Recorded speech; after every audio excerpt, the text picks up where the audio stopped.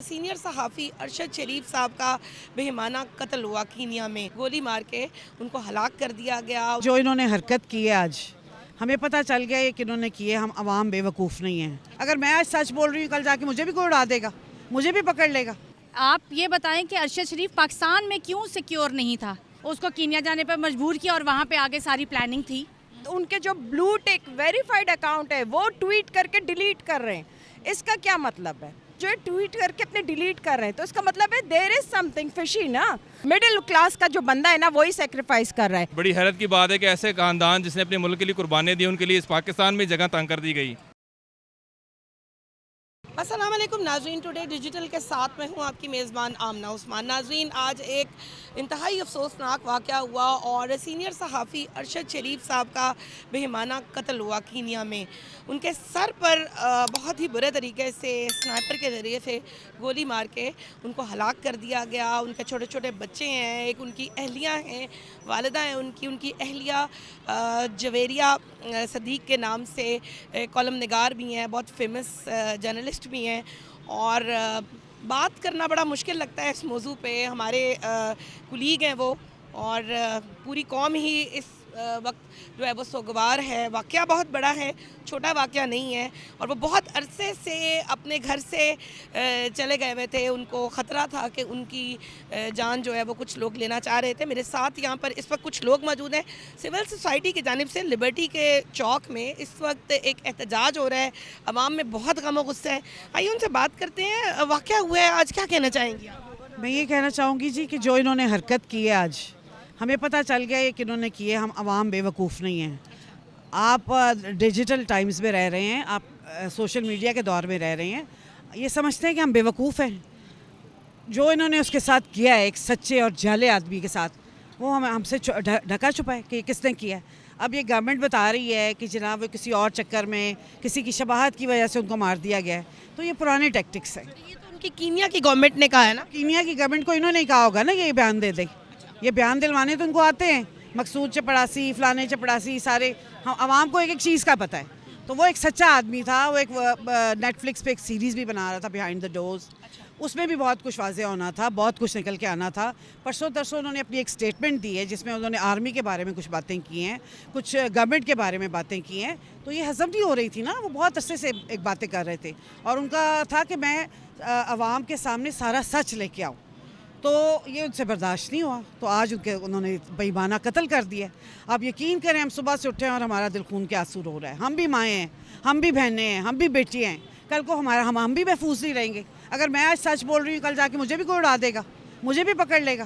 कौन है इसके पीछे? आपको पता ही है, इस्टेब्लिशमेंट। मुझे नहीं पता ना, आप बताएं। नहीं, सारी दुनिया को पता है, इस्टेब्लिशमेंट और गवर्नमेंट मिल के। मतलब यहाँ इस मुल्क में सच्चाई कहने का कोई हक ही नहीं है किसी को। सच्चाई बोलने का हक ही नहीं है। जो सच बोलेगा उसको मार दिया जाएगा, उसकी ज़ुबान बंद कर दी जाएगी। जो जज हैं वो इंसाफ नहीं कर सकते। जो कोई सहाफ़ी हैं जो सच बोलने वाले हैं उनको ऐसे मार दिया जाएगा। फिर यही वो चाहते हैं कि हम अपनी मर्ज़ी से इस मुल्क को चलाते रहें, जैसे इनको ये विरासत से मिला है। ये मरूसी सियासत है पाकिस्तान की। ये मरूसी उनका कोई जागीर है पाकिस्तान, जिसके लिए वो लड़ रहे हैं। और ये पूरा कौम और सच्चे लोगों की ज़ुबानें बंद करते हैं। ख़वातीन की यहाँ पे बहुत बड़ी तादाद मौजूद है जो कि अरशद शरीफ साहब के लिए निकले हुए हैं और गम गुस्से का इजहार कर रहे हैं। आज डॉक्टर मुईद पीरज़ादा ने ये कहा कि पाकिस्तान की गवर्नमेंट ने ये कहा कि दुबई के अंदर जो है वो अरशद शरीफ साहब नहीं रह सकते और इसलिए दुबई की गवर्नमेंट ने उनको कहा कि आप यहाँ से चले जाएँ, हम आपको यहाँ से डिपोर्ट नहीं करना चाहते हैं। और फिर उसके बाद उनको कहीं का भी वीज़ा नहीं मिला, जिसके बाद उनको मजबूरन जो है वो कीनिया में जाना पड़ा। क्या कहना चाहेंगे? सबसे पहले तो जी मैं ये कहना चाहती हूँ कि पाकिस्तान गवर्नमेंट ने अगर अरशद शरीफ को कहीं भेजा था दूसरे मुल्क में तो रिस्पॉन्सिबिलिटी तो लेते हैं उनकी प्रोटेक्शन की। ठीक है, आप ये बताएं कि अरशद शरीफ पाकिस्तान में क्यों सिक्योर नहीं था? हम लोग अपने ही मुल्क में सिक्योर नहीं हैं। मतलब हमें सिक्योर नहीं है, हम अपने मुल्क में हम कहीं और चले जाएं। मतलब अरशद शरीफ को इन्होंने पहले वहाँ भेजा और इन्होंने ये सब कुछ प्लान था। इनको पता था कि कीनिया ही एक वाहिद वो मुल्क है जहाँ वीज़ा नहीं रिक्वायर्ड। इन्होंने वहाँ से उसको प्रेशराइज़ करवा के और उनको उसको कीनिया जाने पर मजबूर करना ही कहा जाएगा ना। उसको कीनिया जाने पर मजबूर किया और वहाँ पे आगे सारी प्लानिंग थी। और ये जिस तरीके से बुरे तरीके से कत्ल किया गया है ये पूरा प्री प्लान्ड है। इसके बीच में आप जितने मर्जी बयान दे दें, अरशद शरीफ के ख़िलाफ़ भी जिस तरह कहा जा रहा था कि जी वहाँ पे मतलब गलती से जी किसी और की उसमें कर दिया गया, गलतफहमी में कत्ल, ये सब बिल्कुल अब बनाई जाने वाली बातें हैं।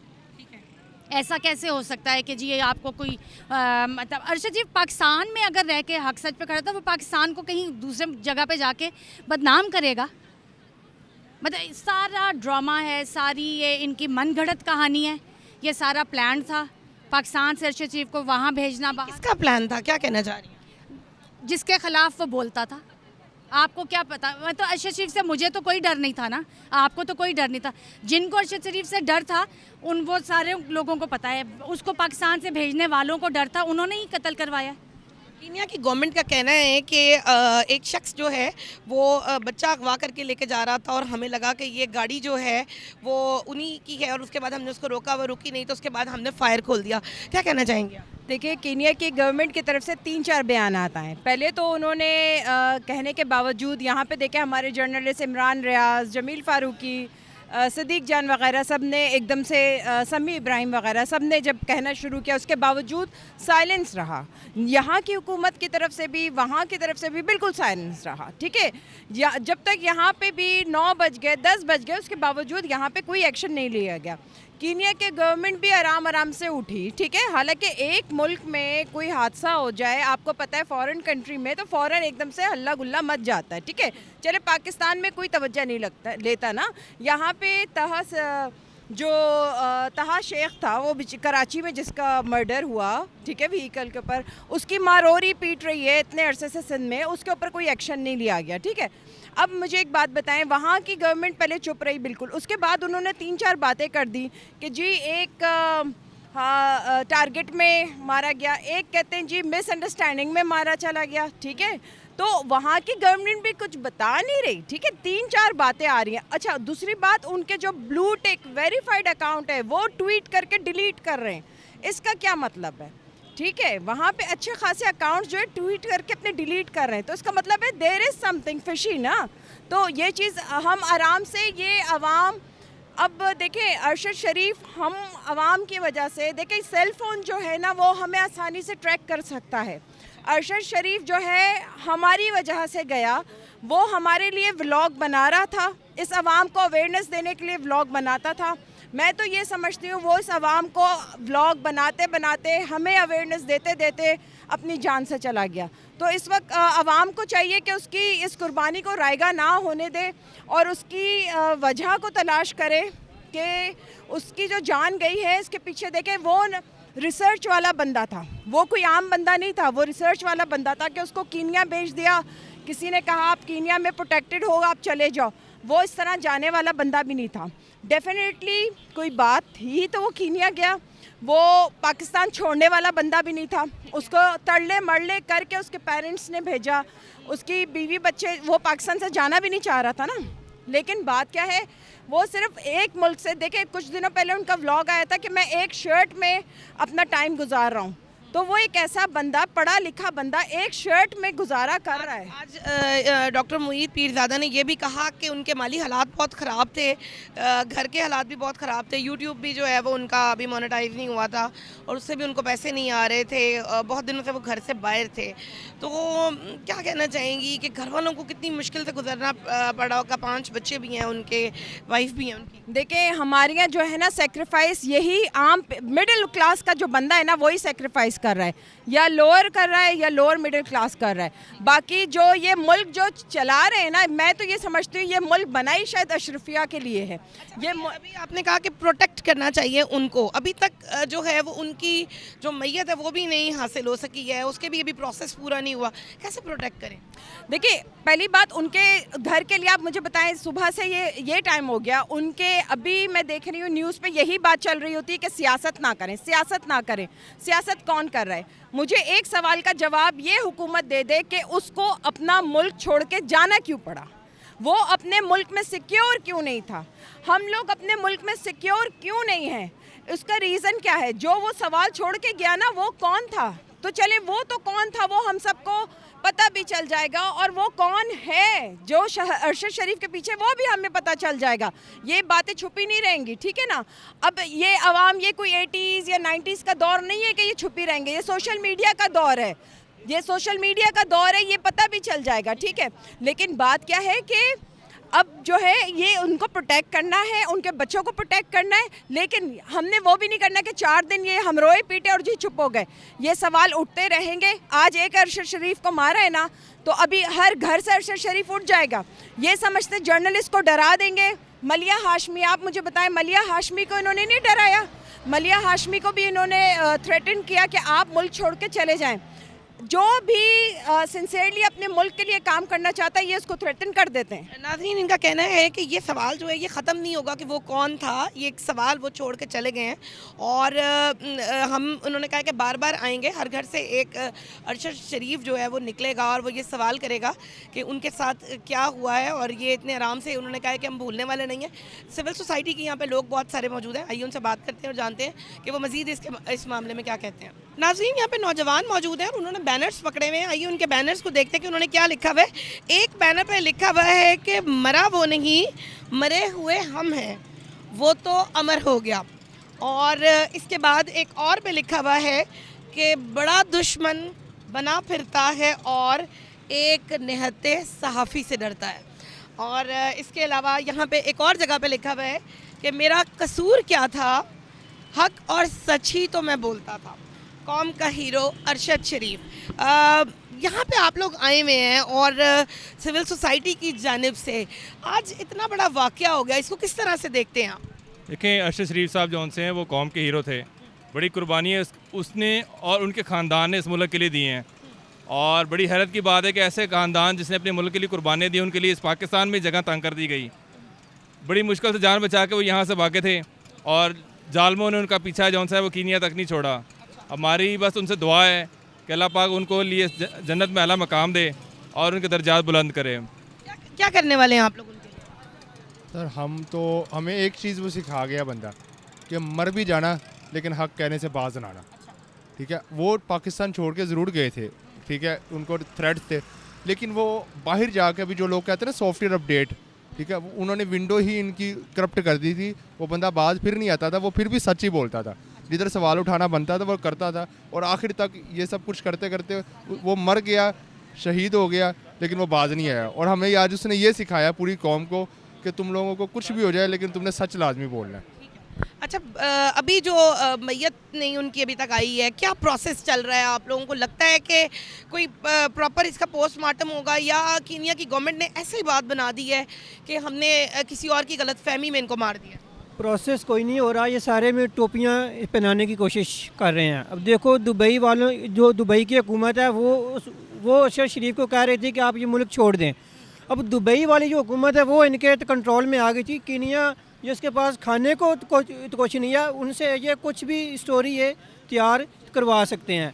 ये सारा कुछ यही करवा रहे हैं, इसके अलावा और कुछ नहीं है। अब देखें ना, ड्राइवर बिल्कुल महफूज है, गाड़ी बिल्कुल महफूज है, उसका हेड शॉट जो फ्रंट सीट पे बंदा बैठा हुआ है, ये उसी सूरत में हो सकता है जब कोई आप प्री प्लान, जो एक स्नाइपर होता है, ये उसी की शॉट है, और ये सारा इनका मंसूबा है। ये सारा कुछ यही कर रहे हैं। अब देखें ना, अब आज हमने वो एक पिक हमारे पास आई है जिसमें वो जो मतलब ये जो होते हैं वो जो मोबाइल पे गेम खेल रहे हैं, जो मीटिंग कर रहे हैं कीनिया के डेलीगेशन के साथ, बजाय इनके अगर इनका कसूर ना होता तो ये उन पर दबाव डालते। अब ये क्या कर रहे हैं, ये मोबाइल पे गेम खेल रहे हैं, तो इसका मतलब यही है कि ये सारा कुछ इनकी मर्ज़ी के मुताबिक हुआ है। हम अल्लाह पे छोड़ दें कि अल्लाह, हमारे पास जितनी ताकत थी हम निकले हुए हैं, हम जुल्म का साथ नहीं दे रहे। अब इसके आगे तुम्हारे ऊपर है, तुमने इनको मिलिया मेट करना है, इनको इबरत का निशान बनाना है। दूसरा, ख़वातीन की यहाँ पे तादाद मौजूद है और इनसे बात करते हैं। क्या लिखा हुआ है आप लोगों ने? The ultimate price of speaking the truth, Arshad Sharif paid with his life. क्या कहना चाहेंगे जी?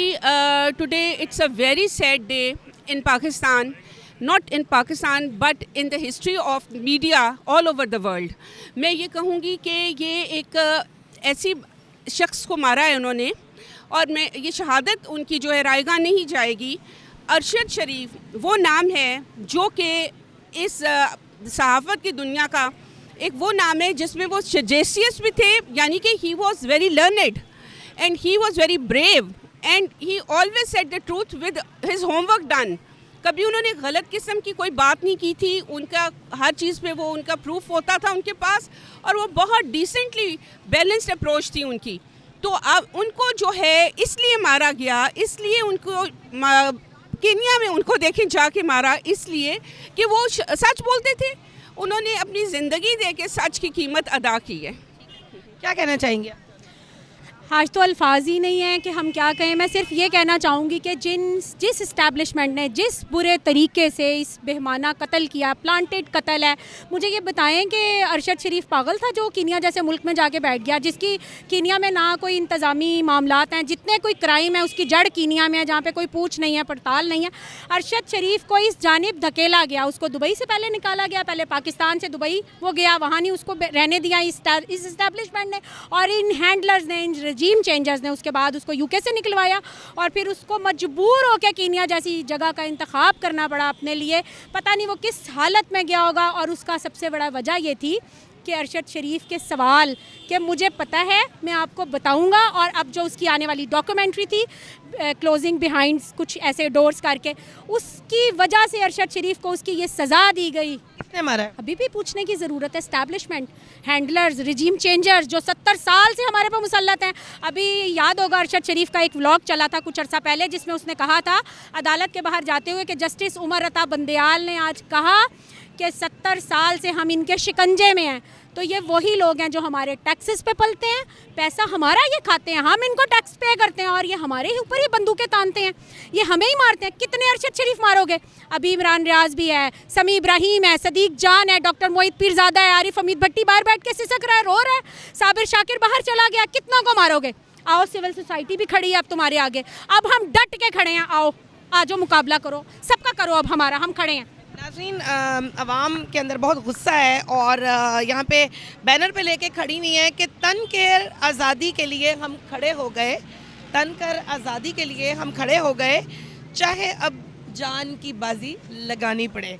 अभी तक प्रोसेस जो है वो चल रहा है और फ़ॉरेन ऑफिस की तरफ से भी जो है इस वक्त उनकी मैयत को हासिल करने की कोशिश की जा रही है। पोस्टमार्टम भी शायद हो चुका होगा और मेरे ख्याल में जिस वक्त मेरी ये वीडियो जो है वो आप देखेंगे उस वक्त तक शायद कुछ बेहतरी वाले अवामिल हो चुके होंगे, लेकिन ये इतना लंबा प्रोसेस होता है कि 3 से 4 दिन इसमें लग जाएंगे और ये इतने आराम से जो है वो उनकी मैयत जो है वो पाकिस्तान नहीं आ सकती है। हमारे वो सहाफ़ी भाई थे, हमारे लिए वो बहुत मोहतरम थे, हमारे सीनियर थे और हमारा चैनल जो है वो इस दुख की घड़ी में उनकी अहलिया, उनकी वालदा, उन सब के साथ है और एक ही बात कहेंगे कि अल्लाह मियाँ उनकी मग़फ़िरत करे।